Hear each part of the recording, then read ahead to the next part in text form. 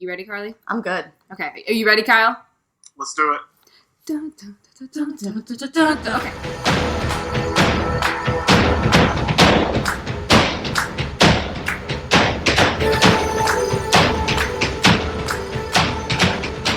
What is up, everybody? My name is Sophia. And my name is Carly. And this is You Got, a Game of Thrones podcast. Before we get started, though, I'd like to introduce our very first guest of the season. He's taken time out of his very busy life to chat with us about Game of Thrones, and he's no stranger to this podcast and is a fiend on various social media platforms, having tweets featured on both BuzzFeed and Mashable. Please welcome Mr. Kyle Tremblay.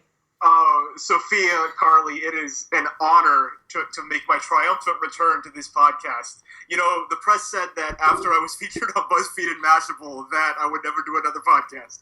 But here, one day later, I stand before you. But here you are. I know, it's really gone to my head. I am now serving as my own publicist under the name Lyle Brembley. So for future bookings, you'll have to contact Lyle, and he'll set it up. Lyle, okay, right. Good to know. I'll write that. I'll put that in my notes. Classic Brumley. Classic Brumley. That sounds like a Game of Thrones house, but like one that they threw away. House Brumley. House Brumley of the Netherlands. It's the Hufflepuff of Game of Thrones. That's exactly okay, what it is. And Hufflepuff is okay. We don't hate on the Hufflepuff. No, we do not. So, Kyle, I mean, it's been really, really long since you've been on the podcast. So I got to ask, like, what has changed? Who's your new favorite character? How do you feel about the season? I just want to know everything.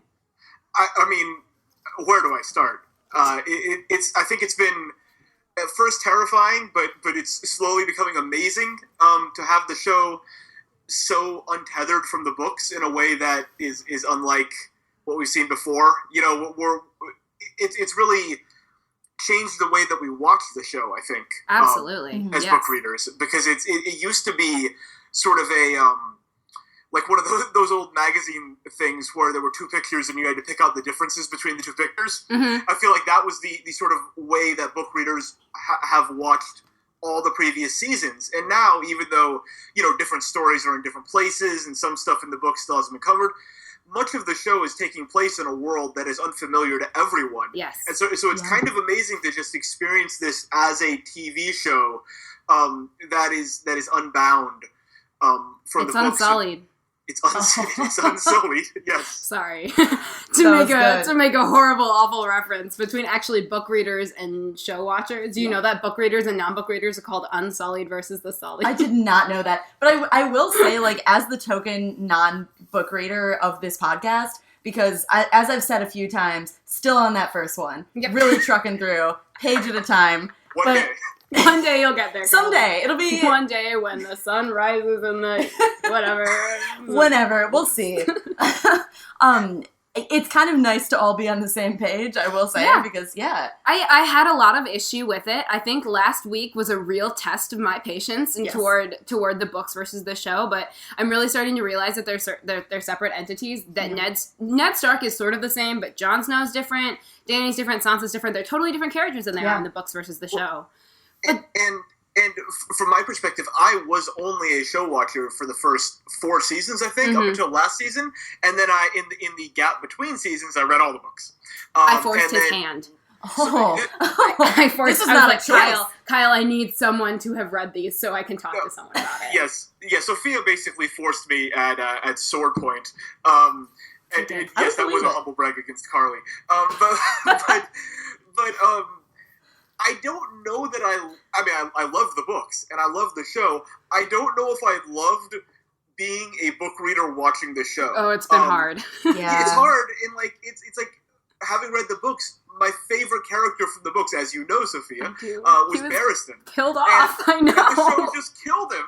It was like, brutal, the worst way ever, too, dying. Like, I remember he was the captain of the Kingsguard. I was actually just reading something about how when Joffrey strips him of his honor, Barristan goes to get his sword, and literally every man in the room goes to grab their sword, including the Hound. Like, they all know how intense and badass this guy is. And so they're all about to, like, just like fight him because because they know he can take them all down. I'm with you. Barristan's the best. Yeah, but the thing is, on the show, Barristan wasn't the best. No. That's why I was a little confused. It's just like, right, exactly. It's so frustrating. It's like, no, because all you want is to enhance these characters for you. That's what we want. Mm-hmm. Is for you to feel the same way about these characters, but then you feel the same way about different characters. That is true. It's true.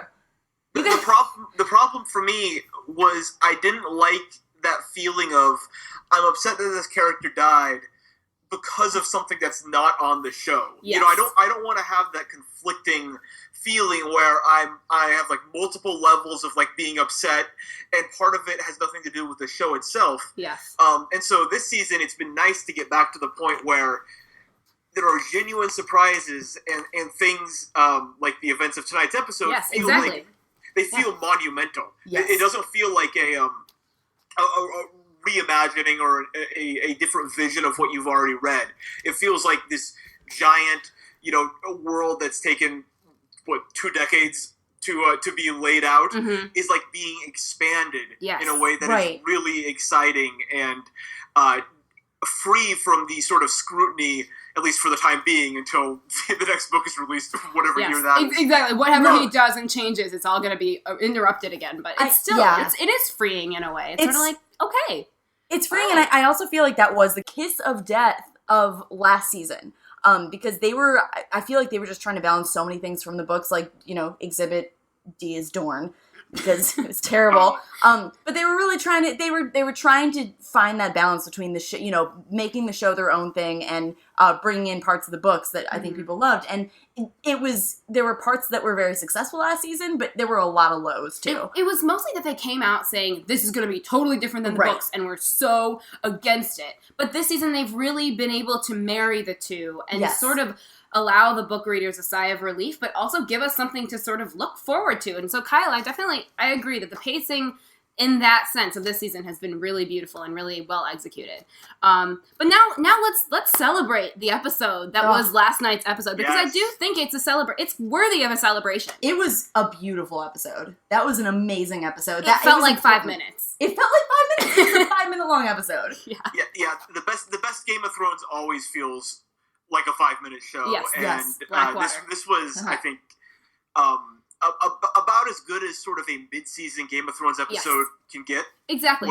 You feel like all the scenes sort of work together in a way, and that there are shared themes, and it's very rich, and then you end on like a massive, big set piece. Yes. Well, exactly. I think that's what's been so great about this season is that maybe minus the first episode, because that was such an intro. The first episode was really good, actually. It told you everything you needed to know. It did, but it was an easing in episode. It wasn't, let's get right to everything right away. And I think that one of the big differences this season is that almost every scene has felt important. It's felt like there's not been a lull. There's not been, multiple dragging on scenes that feel like, why are we watching this right now? Why are we in this part of the world? It's all felt very, very purposeful, and it's all felt very driven, and like it has a purpose, which is so important in a show, especially like Game of Thrones, that moments don't feel like fillers. Well, they're certainly expediting the plot.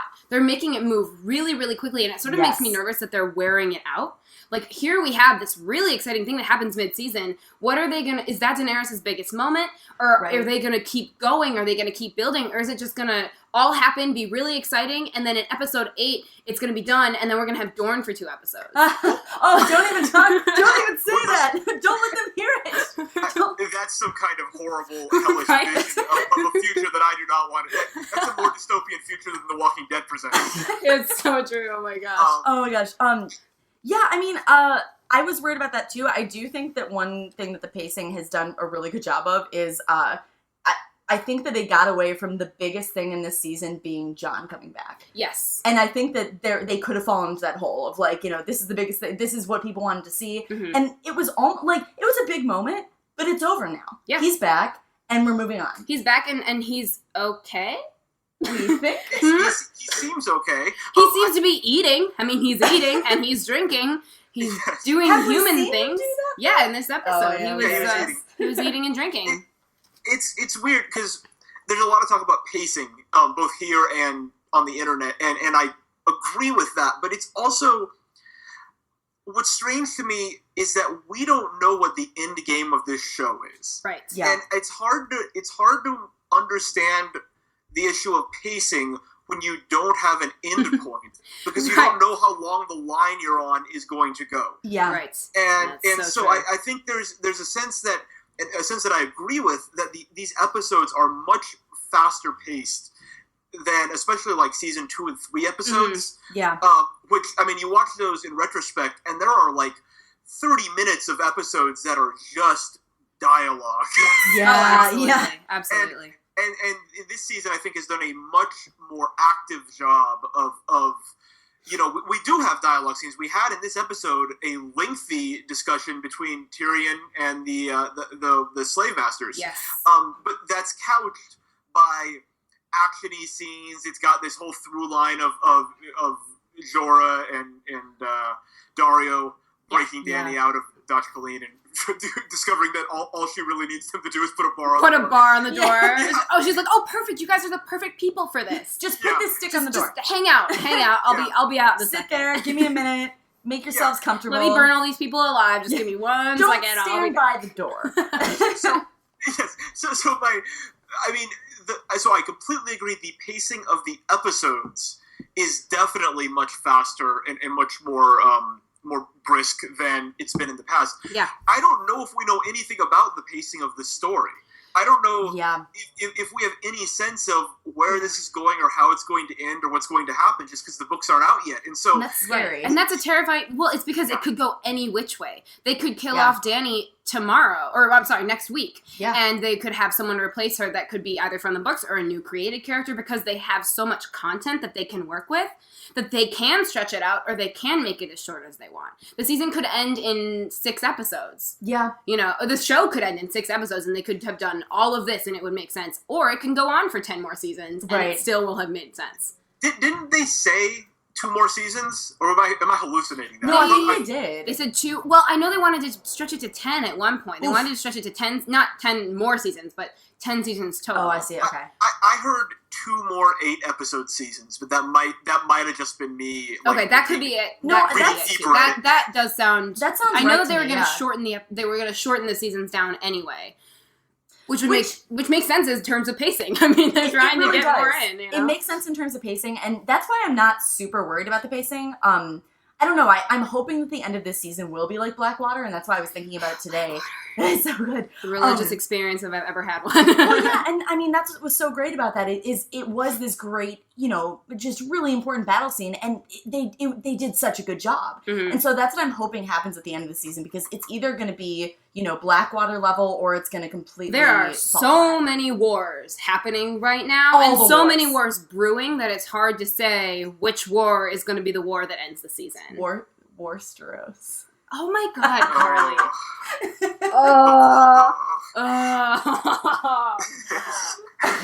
I feel like we need to reset. God, gee, I'm like, just stop everything. Oh. This is what I get paid for, you guys. We don't get paid. I want to say that very clearly. Oh no, in my job, I get paid for bad puns.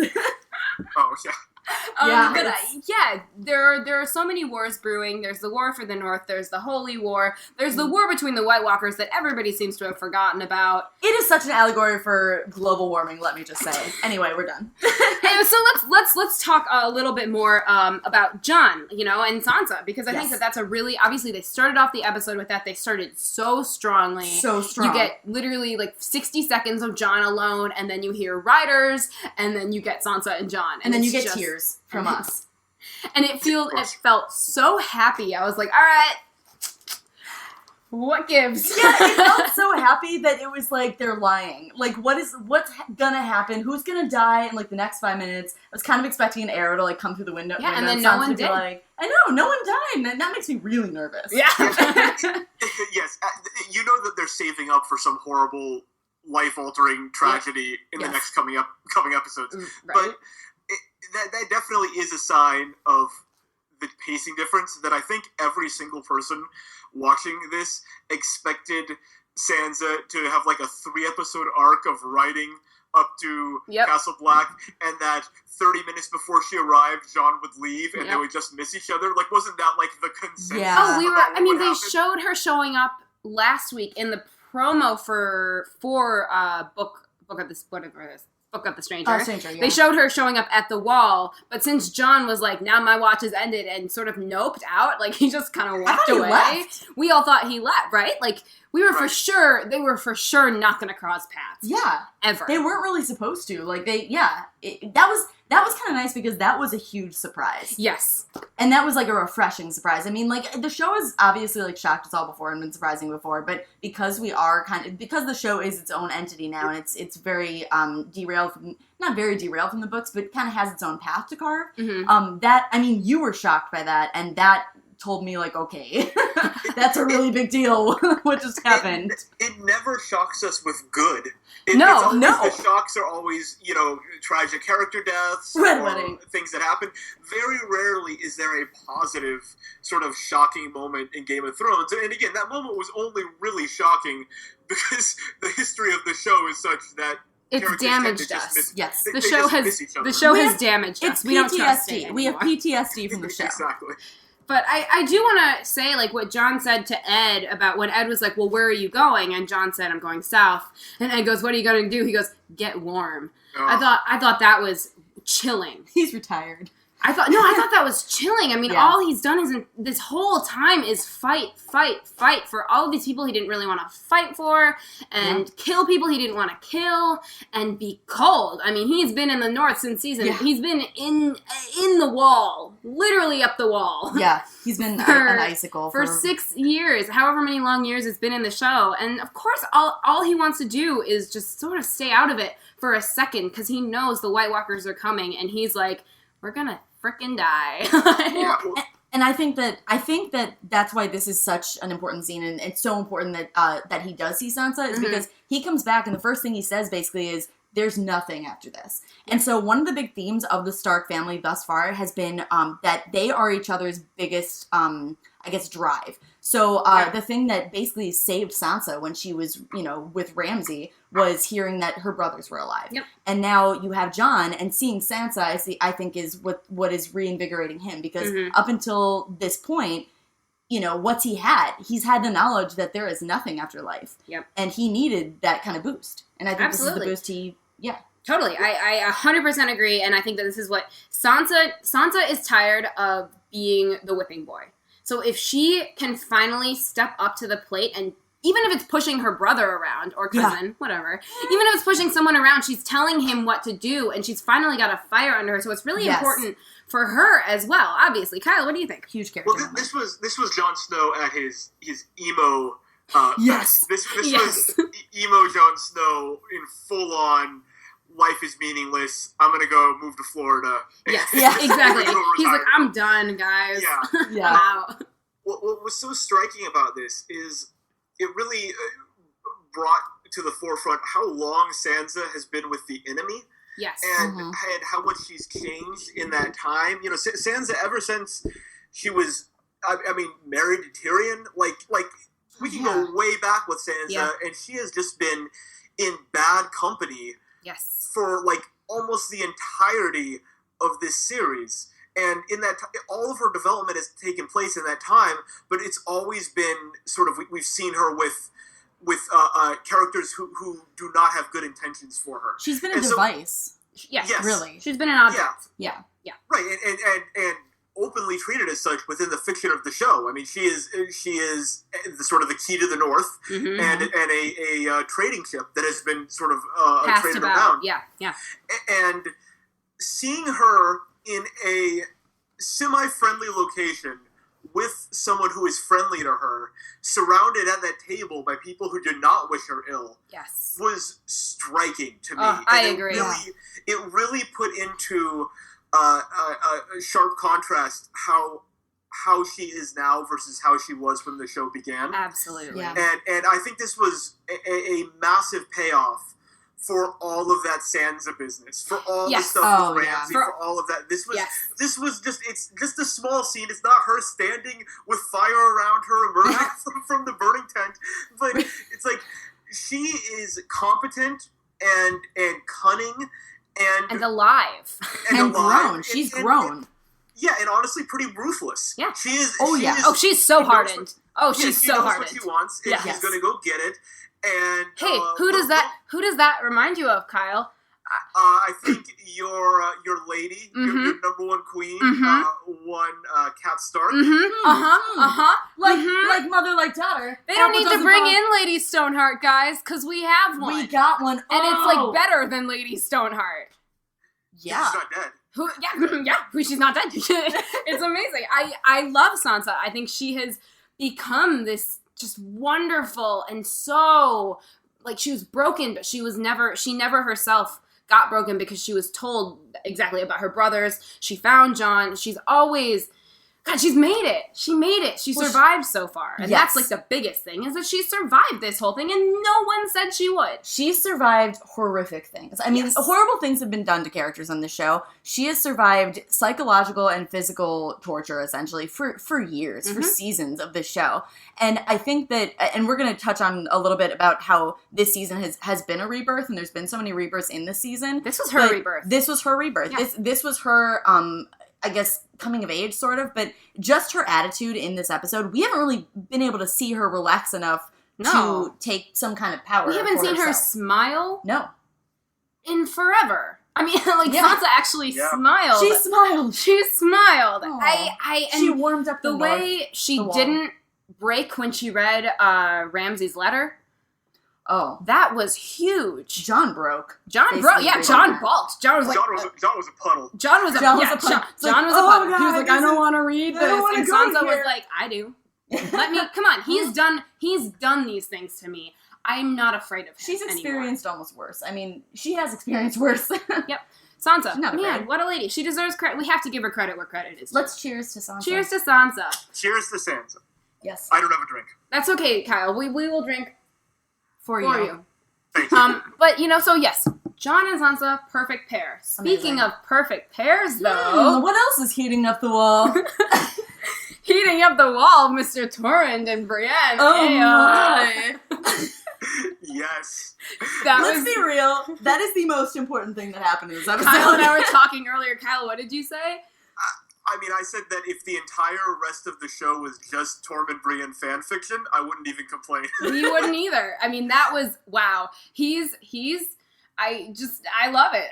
It's amazing. There's no words. There are no words. I will tell everybody to go and try this. Go to Google and type in just Tormund. The first result that pops up to autofill it is Tormund and Brienne. Yes. It's already happening. It's already taken over. It's all that matters. It's all that matters. It's like Jamie who? Yeah, it's so great that Brienne has been established as this, obviously fearsome warrior who has been woefully out of place due to the sort of patriarchy in Westeros. In Westeros. But as soon as you get north of the wall, as soon as you start talking about the wildlings, Brienne is suddenly this warrior. Yes. Like the Marjorie of what Marjorie is to Westeros, Brienne is to the wildling culture. She is desirable and has all the traits that they look for in a woman. I just those eyes that Tormund was giving her, man. The way he tore into that bread, I was like, I want to be that bread. There was so much spoken with no words in that scene. And then Ed gave them a little bit of a I see that. I can get on board with that. And Jon and Sansa were like the horrified children. Yeah, they're just what is happening? And meanwhile, Brienne has no idea what's going on. Oh no, Brienne is like, what does that look like? Is that a war? Never seen a guy look at her like that. No, she has not. That's totally new to her. I'm so excited. I'm so excited for those two. For whatever that brings on. And also, last thing in the north, I just want to remind the wildlings that they have a giant.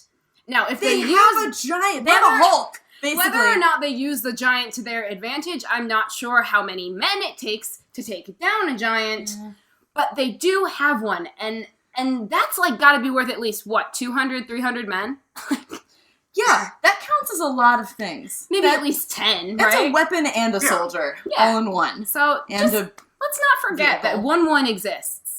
And the intimidation value, too. When Ramsay Bolton sees a giant, coming over the hill, I'd run. That's their. I have an army. We have a Hulk. I mean, that is literally their Hulk. That is. They need to use the giant. Like, I keep kind of forgetting he's there. Their and crown jewel. Wun. He's amazing. He's great. So, speaking of Sansa, no, doesn't really matter. Peter, let's talk about Peter. Yeah. Okay. Robin, no, Kyle, you go. The return of Littlefinger and his dodgy accent. Yes, exactly. But, I think it's because I'm going to write that into the show because he travels around so much. He's sort of out and about, up and down the Westeros. Yeah. I feel like his accent is kind of like what would happen if someone traveled around the world and sort of stayed like 2 weeks everywhere and picked up like a little bit of the accent. I mean, it's just like, in and out of it. It's like, where are you from really? Oh, around. Yeah, around. Yeah, right. Around. And he never says it right. The same. He never ever says it the same again. Like, it's always a different accent. So I'm going to call it a choice. As opposed to just not maybe having a great grasp on the character's accent. It's not bad continuity, it's mystery. The mystique of it all. The mystique of it all. And it's nice to see that little Robin Arryn has aged about 9 years since we last saw him. Yes, it's so good to see. He will never not look like the child who burns ants and, like, laughs about it. I hate him. I really don't like him. He's like, I want to help. I'm like, you shouldn't be helping with anything. He makes my skin crawl. Yeah. I hate him. And all it took to win him over was a bird. All it takes is the bird, and then he's literally eating out of the palm of Littlefinger's hand. He's not a great person. He's also like a one-hit wonder, and his one hit is called "Throw Him Out the Moon Door." That's all he's got. It's his one move. He doesn't know anything else. He can't fire a bow and arrow. Yep. He's got a go-to move. He's like the Van Lynn. He's got "Steal My Sunshine," and that's it. That's just, you go to his concert. He's got one thing. No, it's so true. But it instills fear in people. I mean, Lord Royce was like, that's the guy who like throws people down the hole. Yeah, Sir Royce was like, I don't like this very much. I don't want to deal with it. And now, I mean, Baelish has obviously manipulated Robin to the point that Robin just sort of listens to what he says. Oh, absolutely. And Robin has all the power in the Vale. And so now, of course, Baelish is unleashing the second part of his plan. The Vale joins forces with the North and takes on Ramsay Bolton. Yeah. The thing about this is, will Sansa want him back? Oh, I wrote down, I don't know if I see that happening. He fed her to them. Yeah. Well, he like a piece of meat. He was like, okay, good luck. You'll be stronger when I get back. And she is, and I feel like because she is stronger... He'll try and use that to his advantage. Well, he's going to try and use that, and I don't think she's going to let him. I don't think so either. I do not hold high hopes that she is going to welcome back Littlefinger and his crazy accents. Yeah, I think she's going to call him out on it. She's going to call him out on it. Where are you actually from? Yeah. Tell me. Oh, really, Dorne? Are you Dorne? Yeah, I think this story is going to end with Ramsay finally, mercifully for the audience, being killed, and then Sansa very quickly having Littlefinger executed. Oh yeah, yes. I don't see anything. She definitely needs him for a little while. Needs to use the Vale, but then she'll use him like he used her. Yes, and the Vale also has no love for Littlefinger. No. They only have to listen to him because he has Robin Arryn's ear. But Sansa... Well, isn't he Lord of the Vale? No, Robin is Lord of the Vale. No, Robin is. Robin is. And Robin happens to love Sansa more than Littlefinger. And if Sansa is the one who tells him, hey, you need to get rid of this guy, I suspect he's going to listen to Sansa and not Littlefinger. Yeah. Absolutely. What I would love to see Sansa take out Littlefinger, and for him to find like a weird satisfaction in that, like, yes, I've taught you well. Right. He won't. I don't want him to have satisfaction. I'm sure, he totally would be, but like, I don't know. It's such a tables of turn kind of thing that it'd be cool. It'd be a very. She outplayed him at his own game. Exactly. I would. Someone has to. I gotta ask though, like, I mean, so Peter obviously proves that yes, he's on top right now. But my favorite part is when he goes, "The time has come to join the fray." I was like, I hate you. He just loves those statements. Like he's the narrator of the show. Varys is better. Varys is better. Let Varys say those things. Because we haven't seen Littlefinger at all this season, and now is the point that he chooses to show up, even though and I hate myself for saying this, and this brings me back around to pacing, we've already seen Dorne, and it has yet to come back. So, it's a little confusing to me. Dorne's been gone for 3 seasons, Peter's back, and my guess is it has something to do with time travel, because that's the only way you can explain how he got from Winterfell to King's Landing, back up to the Vale, and then somehow next week he's going to be at the Wall. So far there's been 2 theories. Time travel and that, Ramsay's dad was a vampire. Oh, and that, either that or Peter Baelish has a twin or something that I don't know. I hope all of these things are somehow true. I'll be honest. Wait, is this timeline, you said this is based on Dorne? Because this is the first I'm hearing of this. No, I'm just saying, like, in terms of pacing, we've seen Dorne already this season. Why haven't we seen it again when we're seeing Peter, who is completely new? Yeah. Why haven't we seen Peter already? I think Dorne exists out of time. I think Dorne is like its own separate time stream. Dorne is a mistake. Yeah, right. Dorne's in a parallel universe that doesn't exist anymore. Yes, I think Dorne has actually already been, like, sacked and all the people are dead in, like, the current time of the show. But what we're seeing in Dorne is, like, some, echoes of the past. Like, Dorne is not part of the show proper. It's really a flashback. I'm just saying, I don't get how Peter Baelish can travel all over Westeros when it took Stannis 3 episodes or whatever, 8 days to march to Winterfell. Yeah. It's taken Peter freaking no time at all to get up, down, and back all the way up. I don't get it. I do. Maybe there's like 12 of him, and that's why we keep hearing him with different accents. Oh shit. True. That's it. That's gotta be it. Kyle said true, he buys it. I buy it. I'm in. Kyle's 100% in. Like, the final scene will be Sansa confronting Baelish, and then, like, 11 other Baelishes step out from behind him, and they fan out. I love it. I kind of buy that that's going to happen, that there's just going to be an army of him. But speaking of army, and I get that this isn't even an army anymore, it's more diplomacy, let's say.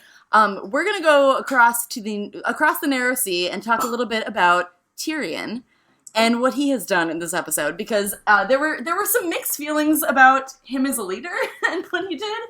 And I'm kind of curious about what your thoughts are on Tyrion and everything about him. I just want to talk about Tyrion and Co. Tyrion and Co.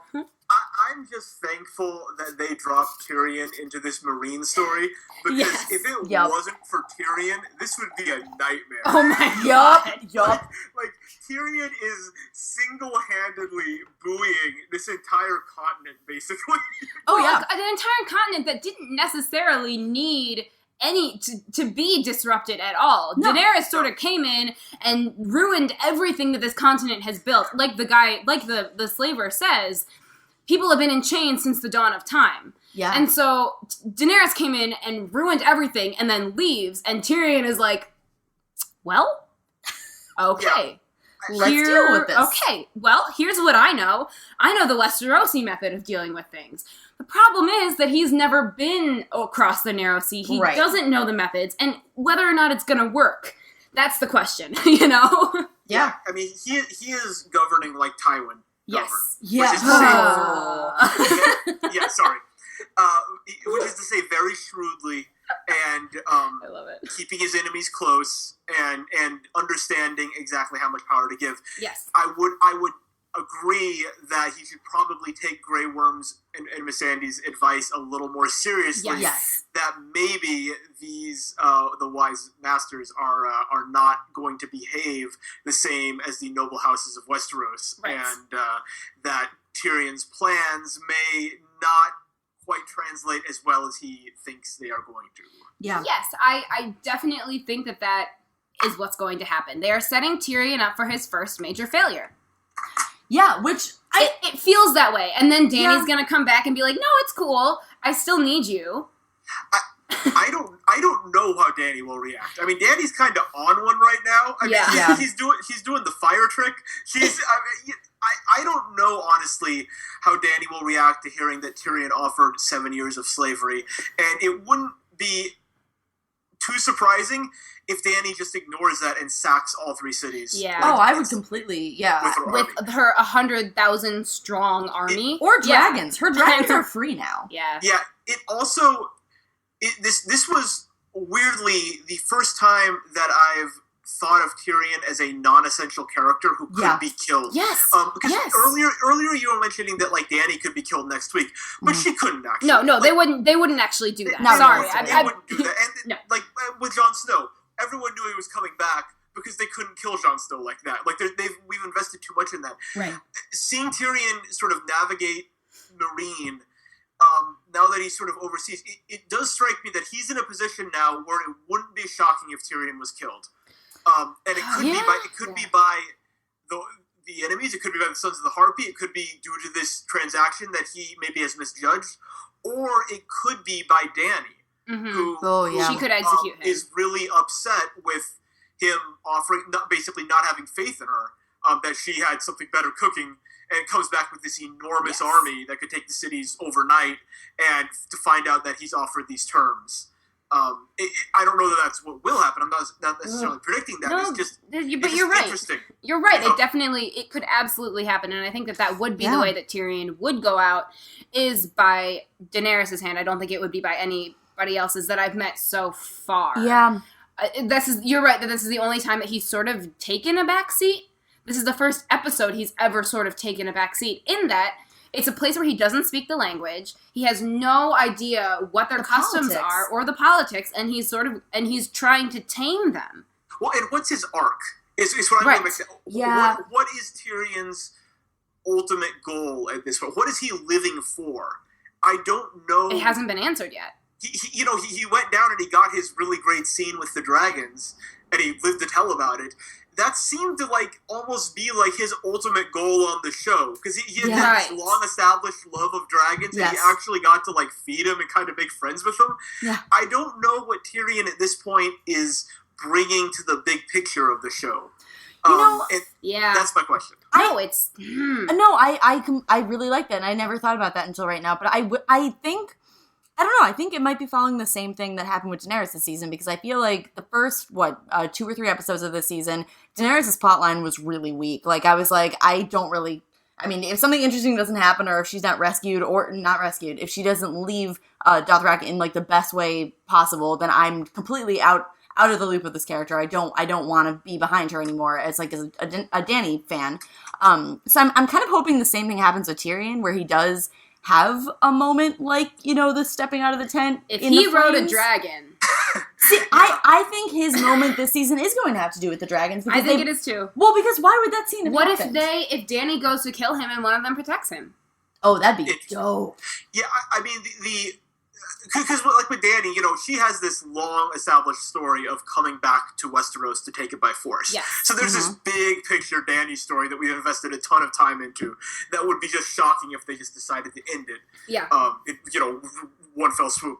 Tyrion doesn't have that. There is no big picture Tyrion story unless you buy into the the 3-headed dragon theory. Yeah. One of those theories, and then suddenly he comes back into the He's frame. very much a big deal. Yeah. In a lot of ways, I feel like those theories are a result of people either consciously or subconsciously realizing that Tyrion, once he killed Tywin, no longer has a story on this show.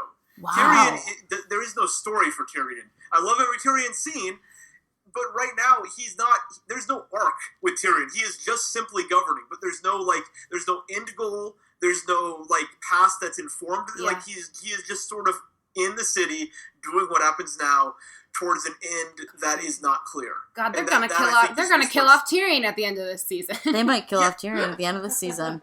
Oh my god. And they're not gonna bring him back. I'm depressed. Or they might give him, an arc of his own. Who knows? Maybe Cersei and Jaime will get him a message. Maybe something like, he still has, those two around. Yeah. But just right now, it just struck me in this episode how little he is tethered to the sort of main narrative of the show, which generally means a character is at risk, if that's the case. Absolutely. I mean, he's definitely he's more at risk than Davos.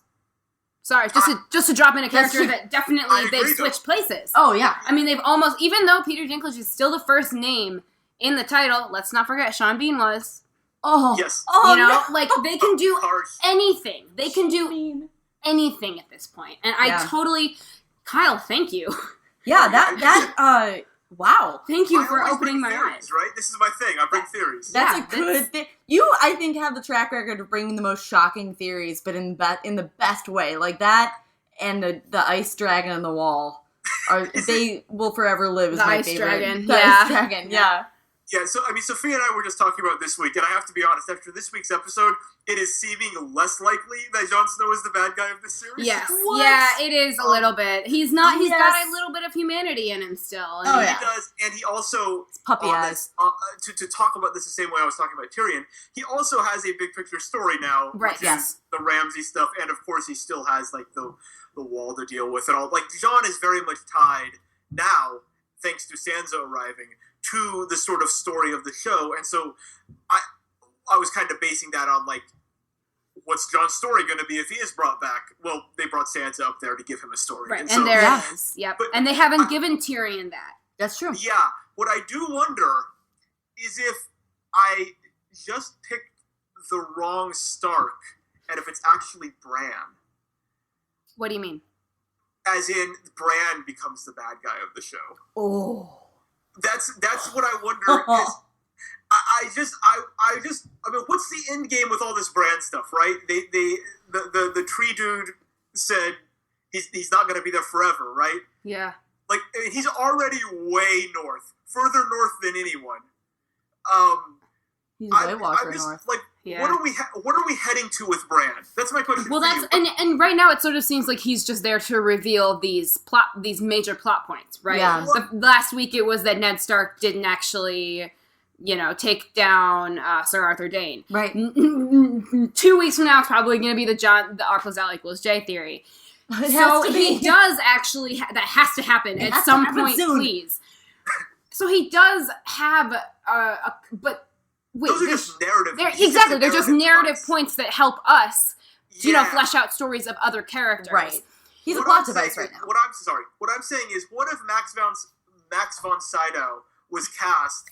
The famous bad guy, Max von Sydow, was cast. Yeah, right. To play a bad guy on Game of Thrones, and it turns out that this whole deal was is preparing him to sort of lead the White Walkers. I would love that.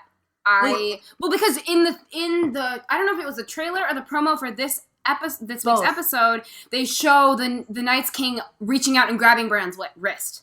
Wait, do they? Yes, they do. I don't watch the previews. Yes, so, they do. So my theory is more I think your theory is spot on, Kyle. I absolutely do. I was pulling that from nowhere, and now you're telling me that he meets the Night's King. Yes, he sees the Night's King in a vision. Yes. Or he goes outside and the Night's King is there. Yeah, we don't know. We don't know because all we know is that he falls asleep and he can't wake up. Well, at some point during the episode. It can't be that he goes out because he's standing. Right. You're right. He's standing. But yeah, I will say too that like one of the things we have seen with his character, not just like him being used as a device to show us the past. One thing we've seen with his character is a stubbornness that could easily be turned into a villainous thing. Yeah. It's a stubbornness to be like, no, I want to stay in these visions, and I get it. I get that like. They're very addicting. It's kind of like in Harry Potter, the pool that you can get lost in, like with your memories. But I don't know, like they're kind of building this little character trait in him that suggests maybe he could. But I don't think that Bran. But could Bran be evil? I kind of hope so. I mean, he could. Cool. He would, taking the fact that he's a cripple now and all that anger, he could harness that in a way that could be guided toward anger. I'm sorry, it's hard for me to talk about. It's Bran. I know. I'm sorry for besmirching the name of some of your favorites, but I mean, the point that I've made to you in the past is the big story of Game of we have all these wars, all the wars in Westeros. Mm-hmm. The big story is always going to be the White Walkers. Absolutely. That is the end game of Game of Thrones. Is the White Walkers. Once the Night's King is destroyed. Yeah, that's maybe. Our main arc. Well, he's our main villain. I kind of honestly hope that that's how the entire thing ends, is that nobody gets the throne because the White Walkers just take over. That's what I'm saying is, I I wonder if there's another. We know so little about the White Walkers. Yeah. We see them like twice a season, and we almost get no perspective. You know, we've had like 3 scenes with the Night's King. Like we very rarely see them. A show of this scope is not going to have its big bad, its ultimate big bad, be a character that we've seen 5 times. Oh, in absolutely. Like 7 right. years. Well, that's why it made sense that it was John. Someone has to be the big bad on this show. Someone we know. It's not the Night's King. We don't know the Night's King. It has to be someone that we know, which is why I thought it was going to be Jon Snow. Well, John, it was lining up perfectly to be John. It was lining up to be Jon Snow. Guys. But, yeah. Also, A Song of Ice and Fire could be Jon Snow the Targaryen versus Bran Stark the Winter. Ice and Fire. It could be. I mean, if it's them two having to fight at the end, Danny is just saying. obviously the fire. I'm just trying to figure what I think we've got to have Danny as obviously, but she's very much the fire. But Bran could be the Night's King. If the Night's King gets killed at some point, Bran could take his place, or his apprentice. You know that theory I listened to your show. That theory that you what? Sorry. Forwarded. I comment you on Twitter. I tweeted to you about your show. He does. He does. The theory about how Hodor was his name Willis. Yeah. And that he warged into a horse and stayed warged too long and sort of shared the consciousness. What if Bran wargs into the Night's King? Oh! What if Bran becomes the Night's King and he just becomes the consciousness of the Night's King? Sign me up. Damn. Yeah, I am so into that. I'm sold. And that the night, maybe through that, we gain some perspective on the White Walkers that they are not just mindless evil, that there is some kind of method to what's happening. Well, there has to be a method. There is obviously a method. They haven't attacked yet, right? So that maybe the evil is the people, and maybe this isn't good versus evil. Maybe it's much more sort of shades of gray than that. And that's why they've never actually outright said that the White Walkers are evil. They just refer to them as winter in that what they bring about is evil. So it's not that they themselves are evil. It's just that they aren't. They're not known. They're completely unknown, which is why they refer to them as winter. They're unknown. It could also be kind of like the nature taking back this world that humans have so. I mean, again, I'm going back to the global warming thing, but like it kind of is though. Like, George R. R. Martin. No, but I'm serious. It like I've heard this before too. It is kind of this weird allegory for global warming because it is this ever present force that nobody seems to be thinking about really. Yeah. But it's gonna ultimately be the thing that is the most important. So like, it's gonna end the series, hopefully. I kind of hope so. Yeah. Yeah, but that would be a scenario in which Bran sort of conquers Westeros and Essos in order to save them from themselves. Yes. And I'm just just sort of spitballing here, but it just seems to me like he is now in a position where he could be that sort of force, and then he would be the ice in the Song of Ice and Fire, and it would sort of be Jon and Dany probably combining to be the fire, since we're presuming both Targaryens. And so it's Jon and Dany versus Bran. I love that. Show. I love it. And Bran as what was once Bran. You know, like this formerly sort of known as Bran. The Bran King. I love it. So let's move on. Let's just talk really quickly. I mean, I want to mention King's Landing because I really want to talk about the High Sparrow. Obviously, there were some major power plays that happened in this episode in King's Landing, and most people, and what I said last week, King's Landing isn't really the most interesting thing that's happening this season. It's a slow burn. It's a slow burn, but things actually happened in this episode that I definitely picked up on. Yes. One of which was that the High Sparrow did not send Marjorie in to break Loras. He sent Marjorie in to be broken by Loras. Yeah, that was... And that was a very big thing that I picked up on. Like, 100%, he knew he got Marjorie right where he wanted her to be by telling her the story of his life. And I loved that, by the way. When he did not break eye contact with the camera for that whole entire speech, I was just totally captured by it. But I think that the High Sparrow is about to have a plan. I don't know what it's going to be yet. None of us know, but I think that he is the smartest person in King's Landing. I think that he is playing everyone. I think that he did exactly. He knew Loras was going to break Marjorie. He knew Tommen was going to talk to Cersei. He knew Cersei was going to go to Elena and Kevin. Yeah, I have a question. He's playing the game. Yes. What did the High Sparrow in the previous episode tell Tommen that Tommen told Cersei in this episode? I believe it's Marjorie's Walk of Atonement. Yeah. So you think that was honest? I don't know. I think that whatever he told propelled Tommen. He knew whatever he was going to tell Tommen would tell Cersei. Yeah. He told him something. Either it was in the vein of Marjorie. He could have threatened Cersei. He did something that forced Tommen to get Cersei into action. See, but then Cersei told that to the Tyrells, to Olenna Tyrell. Yes. Right. I don't think that that's Cersei's style. I don't think Cersei would give Olenna accurate information. Oh, I think Cersei is also playing a game. I think I'm sure you've read this theory on the internet today, and I'm a subscriber to it, which is I think the High Sparrow, because obviously Loras broke. Yes. Obviously Loras has spilled everything. I think the High Sparrow told Tommen that Joffrey's assassination was due to the Tyrells. Okay. I mean that could and then Tommen told Cersei, and now Cersei's gonna get rid of the Tyrells. And this is Cersei's plan to get the Tyrells in a war with the Faith, in which the Lannisters can sit out without. Right. Her goal. Cersei wants to get everyone killed. Yeah. Cersei wants the Faith and the Tyrells to kill each other, and she wants the sort of the common people of the city to turn on the Tyrells. Right. Because they love the Tyrells and they hate the Lannisters. So if they murder the Faith, if they kill the Faith militant, then the Lannisters will look like the good guys by killing that the gets Tyrells. That gets everybody in her way out of her way, essentially. Yeah, exactly. It clears a path for her. It also wouldn't be shocking if she also had some sort of counterattack on like Highgarden plan.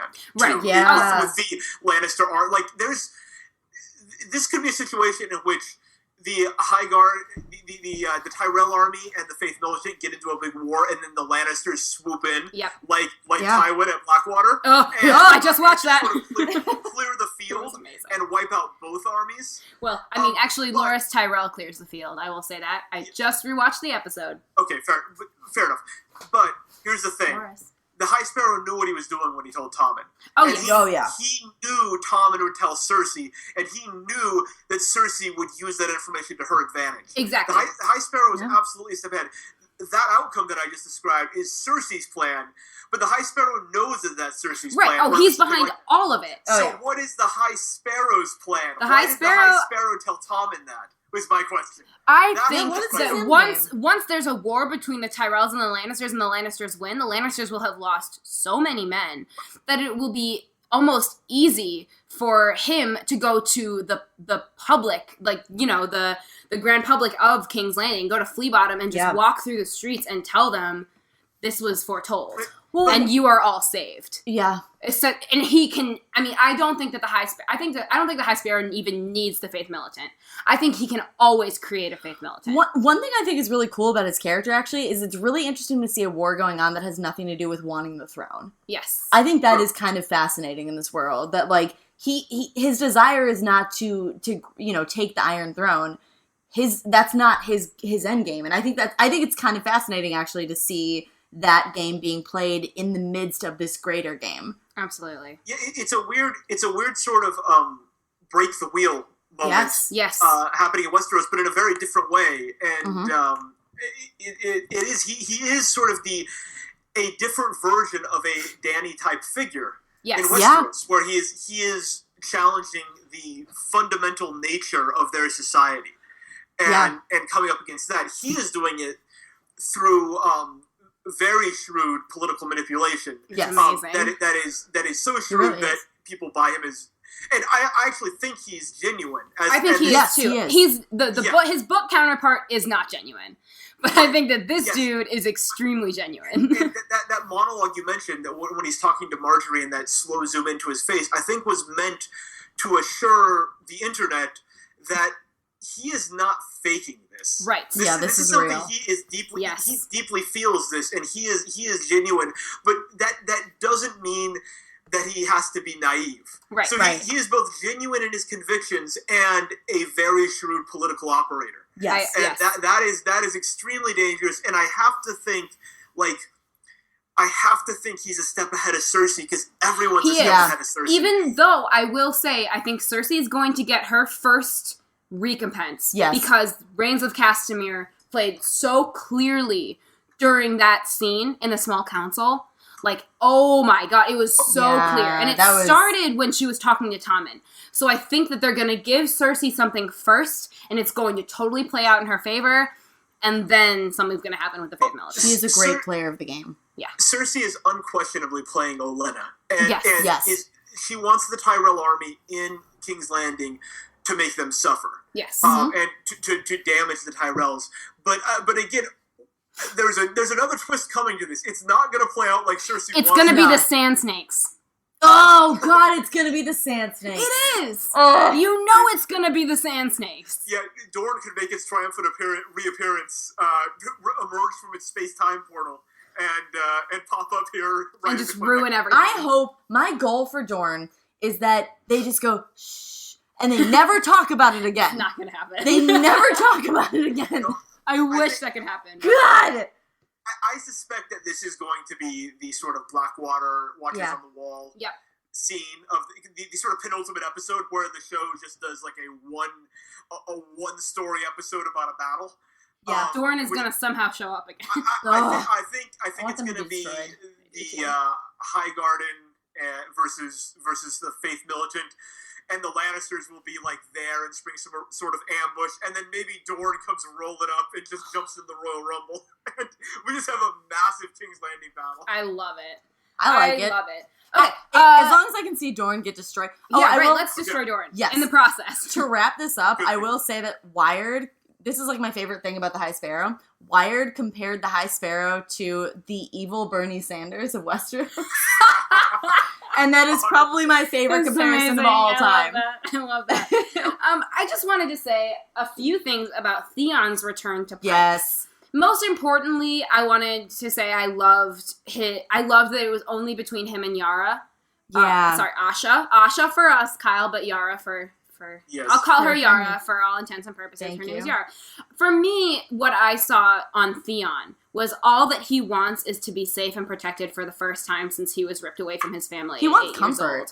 He wants protection. And protection, yeah. He has not been safe, been anywhere near people. I mean, like, the Starks cared for him and loved him as if they were his own. Absolutely. Their own. But he was still not a Stark. Right. He was a ward. He was a prisoner. Right. So all he wants is to be protected and to be safe. And I think that Yara can actually give him that if she gets on the Iron Throne. If she doesn't, I think Theon will get murdered by Euron. Definitely. Yep. Definitely. But I just wanted to say that really quick thing about Theon in this episode and between Theon and Yara. I thought that was really a beautiful thing. And we have a theme this episode about sisters sort of berating brothers. Oh, about females taking power too. Pretty much, yeah, and females taking powers. I mean, and so I just loved that Yara got like the last word in that. I was like, she's amazing. But no, we didn't get to see Euron, and that was a little strange, especially since I think the Kingsmoot is next week. I mean, it should be. I hope so. Because I really need these Pike scenes to pick up a bit. I really do too. I'm like, come on, guys, give us who love Pike. We need something to happen. Us who really like Pike, give us something. But other stories have advanced like well beyond the books. We're still in book 4 on Pike. We are. We're literally in book 4 on Pike. Seriously? Oh yeah, we know everything that happens. Oh jeez. Okay, that's real behind. Yeah. But like even still, like the Theon Yara stuff is different. Like weird stuff could happen with Pike that is off book. But like right now, that's one of the stories that is just unconnected from everything. It's very I just want it to get better. I'm like, please, why didn't you put Victarion in? Why? I think they are going to tie that in better though, because I mean, I have not had any experience with Pike personally, except for what I've seen in the show, and it's felt like I don't know. It's felt natural enough in the show that I buy it. I'm excited to see more about it, but to me, that scene and the scene with Ramsay were the two weakest scenes in the episode overall. Because let's talk about Ramsay. Let's talk about Ramsay. Yeah, we gotta talk about Ramsay. It was just. I have nothing to say because it's exactly what we saw, what we knew was going to happen. My biggest issue He's a robot. It just turned on her walking in just turned on his programming. And he was like, great, gotta kill you. It's like, it's the same. I feel like they keep delivering the same exact shock value moment. Like 5 times. Every single episode, they're like, oh, guess what? He's bad. And we're like, we know. We get it. Like, between that and, like, guess what? He threw him to the dogs. It's like, we know he's going to throw them to the dogs. Nothing. And it's kind of weird, honestly. Like, it's weird how desensitized now I know I am to everything he does. Yeah, it's just, he stabbed her, and I was like, classic Ramsey. He stabbed Osha. Yeah, I was just like, oh. That's not even the worst thing he's done. No. Like, I don't know, like, it's sad, but it's like, oh, well, yeah, I mean, and then, like, he used the same knife to eat the apple, and it was like, yeah, well, he's done worse. Like, you suck at peeling apples. That's what I thought. Yeah, I just don't get what a scene like that adds. It didn't add anything. Nothing. It added nothing. All you want to know is, now what? What happens now that she's dead? I mean, they could have had a scene where he talks to Rick on her. That would have been so much better. It would have been so much better. Just mention that he killed her. Yes. We don't need to see him kill any more people. No. Like, we are 100% on board that Ramsey's a bad dude. Like, honestly, we get it. We get it. We get it. Yeah, seriously. No more. We don't need it. Like, honestly, that letter was all we needed from Ramsey. And even the come-in scene. It was Ramsey is Westeros's first internet troll. Oh my god. He is. Come and see, like, whatever, I don't even know internet troll speak. I don't either, like, but I know what you mean. Like, suck a bag of dicks. I don't know. I'm so bad at it. But you know what I mean. Like, he's one of those. That's all it feels like he is. And it's like, please don't care. Like, he's not a caricature. He is a character, and he is crazy. And we want to see...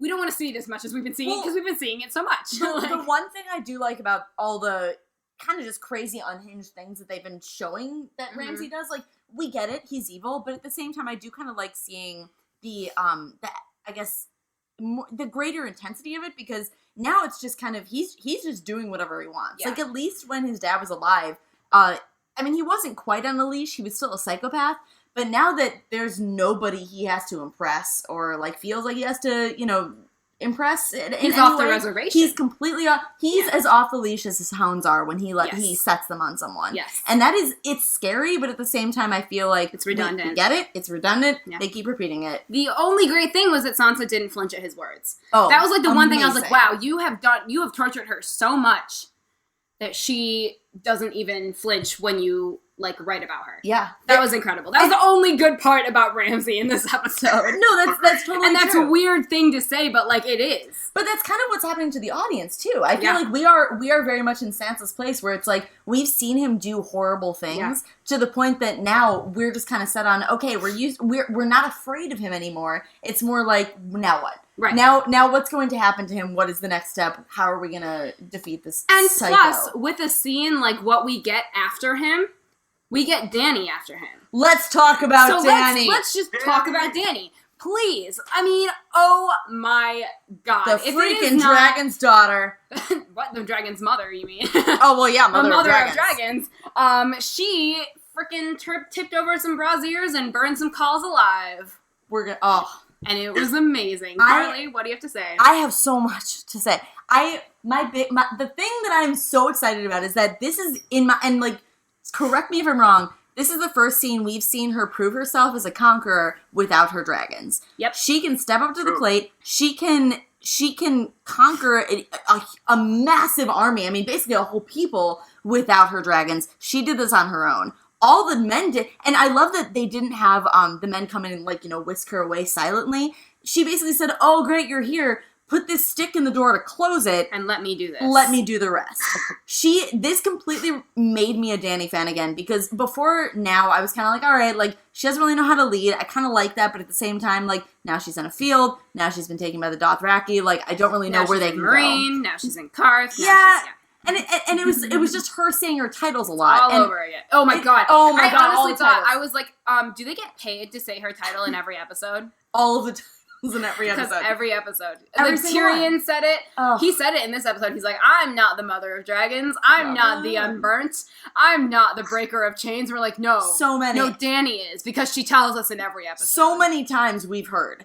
And so it was really cool to see her come to power in her own way. And, you know, with that, because I feel like up until now, it's kind of like, all right, like, she's powerful. She has dragons. Anybody who has dragons is, of course, going to be powerful. she knows how to conquer. She knows how to play the game, and she knows how to, kind of be a badass. And that was great to see. It was so cool.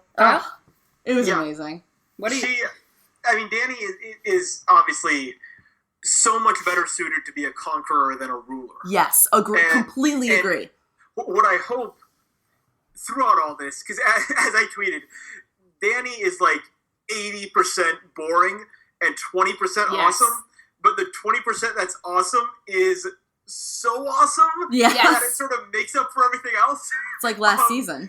It's like every season so far in Game of Thrones. Yeah. Yeah, right. But so what I'm hoping is all of this entire Marine experience, which good Lord, please be over. Yeah, right. It's time. What I'm hoping is that all of this was to teach Dani that lesson, that she needs to be conquering, not ruling. Yes. Her job is not to manage people. It's to go in and light things on fire. Yes. And I know I unveiled the sort of Tyrion might die line of thinking earlier, but what I hope happens is that she recognizes that Tyrion is so much better suited to rule than she is. Yes. And that she uses him in her invasion as sort of the governor that she installs to take care of the day-to-day while she goes with her giant Dothraki army and her dragons and just burn cities down. I would love that. That is one of the things. Please. That is one of the things I wrote down too, is that she's an excellent conqueror. Tyrion, despite whatever he did last episode, despite what anybody thinks about it, he is a fantastic ruler. He knows how to do that. He knows how to rule. And them together, it would be... I can't even describe how amazing that team would be. And I was saying that last season too. It was my favorite part last season when the two of them actually became kind of a team. And I want to see that again because I feel like last episode, each of them proved their strengths. For Dani, it's conquering. For Tyrion, it's diplomacy and being a ruler, even if it's an unpopular choice. Yeah. Yes, and what I'm really hoping is that Dani realizes that because. Mm-hmm. Well, that would prove a growth of character in her that we haven't seen yet. Yes, absolutely. But if she doesn't, if she goes back and executes Tyrion and just sort of goes back to doing what she was doing and preparing to go west but still ruling, then she could have just never came to Marine in the first place and just been picked up by a Khalasar, and this whole story could have happened 3 seasons ago. Yeah, for what other reason would this story have been told if not for her own sort of self reflection, that she now has a better understanding of who she is and what her job is, and that's going to help her in her campaign in Westeros. That she now knows what her calling is. So we just had the exact same idea. So we're gonna say it at the same time. Ready? 1, 2, 3. Rebirth, man. It's all about Dani's rebirth. 100%. Hopefully, you're exactly right, and she will have learned this, because she did get reborn. It's exactly, it's a harkening back to season 1. When, at the end of season 1, she burns Khal Drogo. Sadness, she survives. this time she burns a ton of Khals, and she survives. And it's a rebirth. And it's a complete rebirth. Yeah. Yeah, I'm hoping the next time we see her, she's leading this enormous army, and someone's like, so what do you want to do now? And she's like, I'm going west. Yes! And yes! I want. Please, yes. All your ships were burned, right? All the ships were burned. And so, how are you going to get west? It's we're going to take all the cities on the coast. Yes. Oh, my God. Really a Game of Thrones now, guys. The game has begun. A song of ice. No, a song of blank and fire. There's no ice. Well, there's no ice. Yes. Dani should take a coastal city, burn the city to the ground, enlist all the slaves in her army, not as slaves, but the Unsullied, as members of the army, and take the ships and go directly west. I love it. Directly west.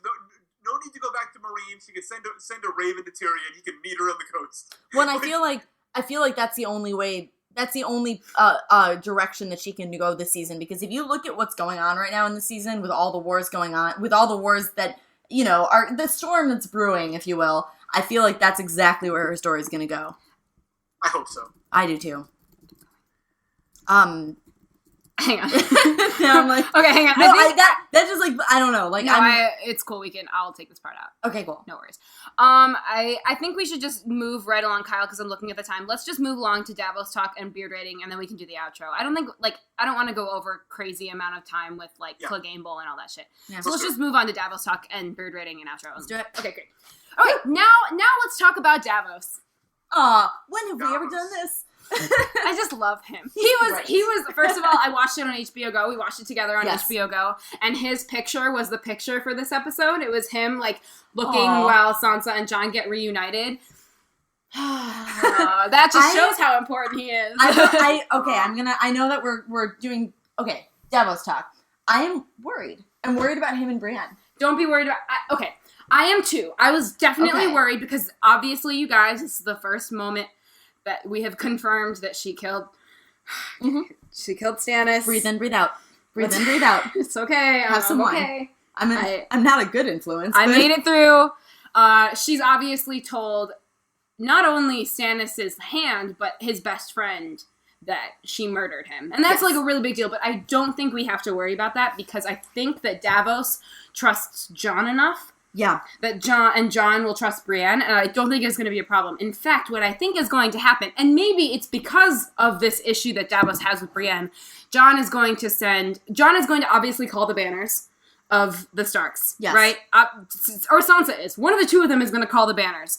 And they're going to need to send people to different houses to talk to them about why they need them. And I think that Davos is going to go to House Mormont, as we saw in the trailer. Yes. Maybe Jon sends him away because he's worried that he and Brienne are going to get into it.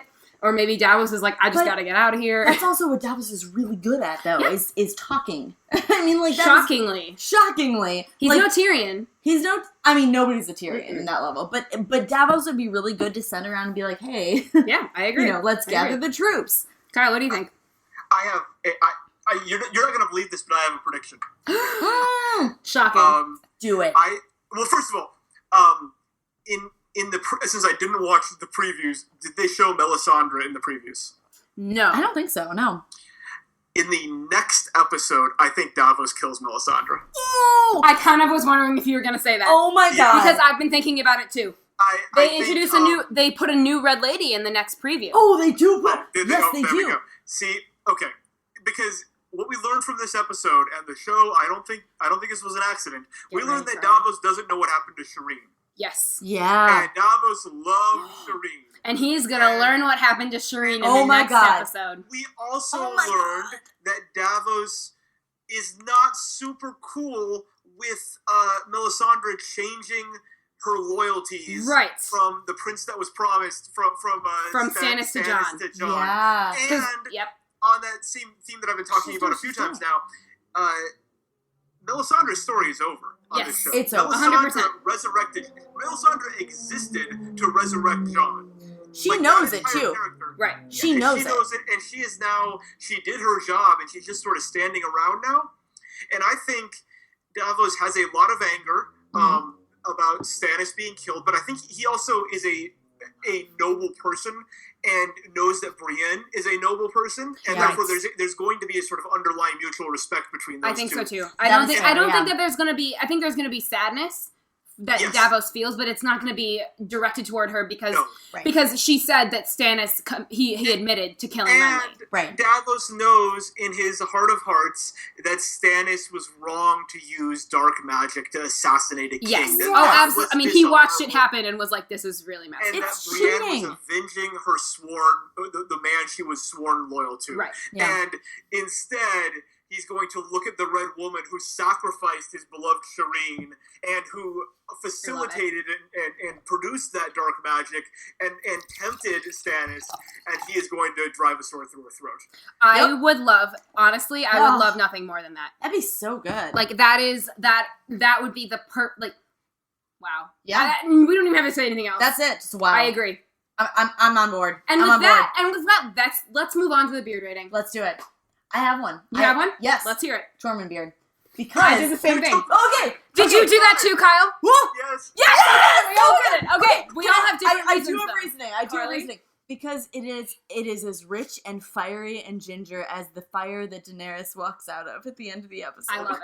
Yes. Kyle, why is it Tormund for you? I can't follow that. That is so poetic and beautiful. I can't follow it. I picked it because the episode was awesome and Tormund's beard is awesome. That's all you need. That is poetry. And for me, there was a depth to this episode, and it harkens back to this idea of convergence. Here we have characters who we never thought would see each other again, or ones we never thought we'd see together. Yeah. Tormund and Brienne. Existing somehow in the same place. And that deepens their connections, but also our feelings toward them. And because of that, I have to give it a Tormund. Because he has the best beard in Game of Thrones. Yes, he does. And also because of Brienne. Perfect. I like it. That's it. That's all that's you know, and that's all I can say. It's just That's all Jormund. you need to say. It's Jormund and Jorian. Jorian. Hashtag Jorian. I'm on board. I'm shipping it. We all ship it. Ship it so hard. So now we ask the audience, did you have a different beard rating? I mean, how did you like the Stark family reunion and Dany's power play? We loved it. We thought it was all great. But tweet us your answers at YouGotGotPod on Twitter. You can find me on Twitter at Sophia and Porter, where I talk almost solely about Game of Thrones. Yes. Seriously. I looked at my tweets the other day, and that was true. Carly, how can they find you? You guys can find me on Twitter at Chillin555, which is CHILLYN 555. Or you can just go to Threadless, because I do work at Threadless, the t-shirt place. Go to the blog, and I am the writer of the blog. So go there. My blog link is there. My Twitter link should be in there, and I'm going to double check to make sure. But that's where I live. Yes. And Kyle, what about you? Well, you can find me on Twitter at Kyle Loves TV. And you can also listen to my podcast, the podcast that I co-host, called the TVBinges.com Pilot Roundtable, where I provide, with my co-host Olivia, about 10 to 15 minute review of every single new show that airs on network TV. It's awesome. Doing it for years now. And so if you are wondering about new shows on like ABC, Fox, considering they just like cancel everything on their schedule, they're going to put new stuff on, you want to hear how good that new stuff is? Go listen to our podcast. We talk about it. It's awesome. Well, Kyle, thank you so much for being here. It was my honor. Thank you so much for having me. I mean, it has truly been a pleasure. You've opened our eyes. Every time you do this. Yes. So thank you. And thank you all so much for tuning in this week. And remember, the night is dark, but full of Davos.